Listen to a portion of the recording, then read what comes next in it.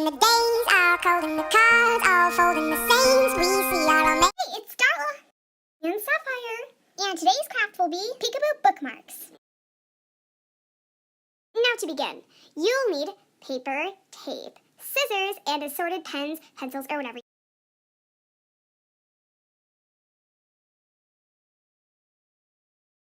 Now cut the paper 1 inch and then fold it at the end. Great! Now you need to cut 2 circles.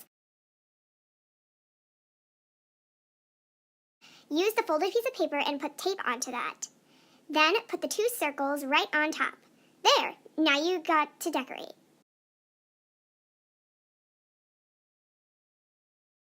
Time to decorate. I did a really cute strawberry puppy. Ta-da! A peekaboo bookmark. So cute! Hey guys, thanks for watching. See you guys soon. Goodbye!